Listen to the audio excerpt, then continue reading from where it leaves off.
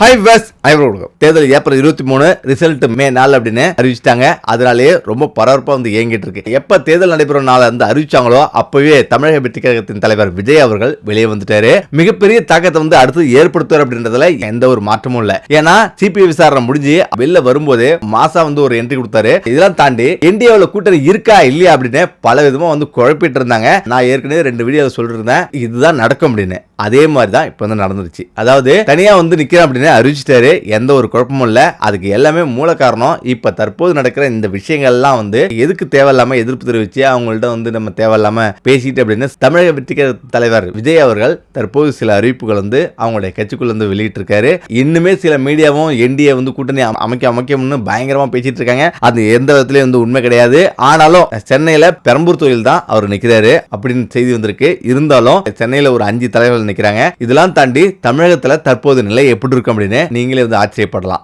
ஏற்கனவே நான் சொல்லியிருக்கேன் எப்படி என்னுடைய மீடியாவில் வந்து பல விதமா கருத்து கணிப்பு நடத்தும் போது விஜய்க்கு 58% இருந்து 74% வரலையும் அது வந்து காட்டுது. ஆனாலும் தற்போது இதை வந்து நானே நம்பல. பிறகு வந்து புதிய தலைமுறையில வந்து கருத்தணிப்பு வெளியிட்டாங்க. 4 லட்சம் பேர் ஓட்டெடுப்பு நடத்தல.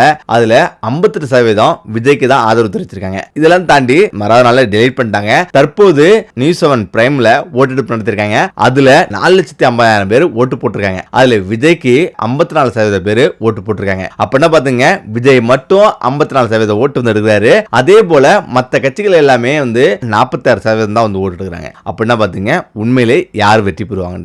நீங்க நினைச்சு பார்க்க முடியாத அளவுக்கு மிகப்பெரிய வெற்றி விஜய் அவர்களுக்கு காத்திருக்கு. அதாவது 4 நாளைக்கு முன்னாடி வந்து லோயலா கல்லூரி முன்னாள் மாணவர் திருநாகரசு அவர்கள் ஒரு கருத்து கணிப்பு வந்து வெளியிட்டாங்க.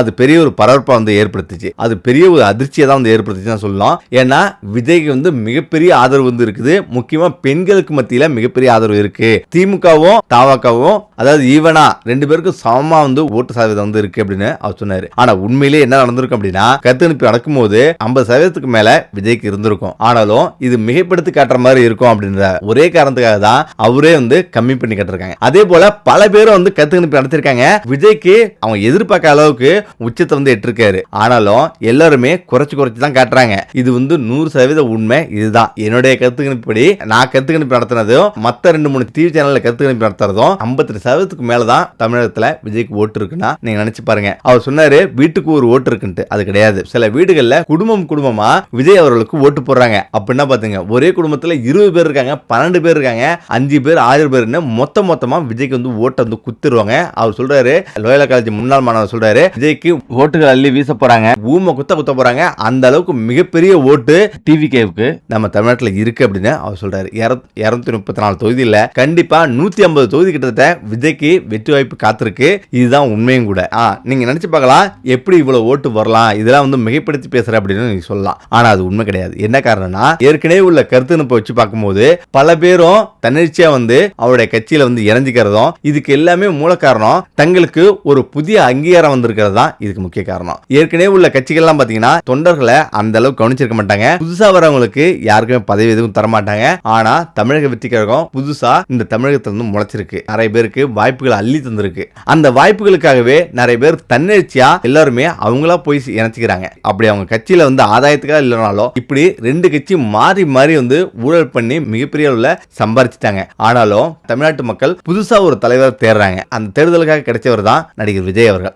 விஜய் அவர்கள் 100% அவர் வந்த பிறகு ஊழலை ஒழிப்பேன், வேலை வாய்ப்புகளை உருவாக்குவேன், அதே போல நிறைய திட்டங்கள் எல்லாம் வந்து நான் சொன்னதால நிறைவேற்றுவேன். அதாவது நான் சொல்ல மாட்டேன், செய்ய முடியாததை நான் சொல்ல மாட்டேன், கண்டிப்பா நான் சொன்னதை செஞ்சிருவோம் அப்படின்னு விஜய் அவர்களோட அறிவிப்பு விரைவிப்பு முட்டுது. முக்கியமா நான் ஒரு விஷயத்தை வந்து பதிவு செய்ய நினைக்கிறேன். நேத்தி மாஜஸ் ஆன்சர் என்ற ஒரு யூடியூப் சேனல்ல திமுகவுடைய ஊழல் எல்லாம் வந்து குட்டி தீர்த்திருக்காரு. அதை பார்க்கும்போது நீங்க உண்மையிலே வைத்தருவீங்க. நான் ஒரு விஷயத்தை நான் சொல்றேங்க. போன எலெக்ஷன் நடக்கும்போது நான் ஓட்டு போட போயிருந்தேன். அப்ப எல்லாருமே இந்த டிப்பு திமுக தான் வரப்போகுது அப்படின்னு எல்லாருமே சொன்னாங்க.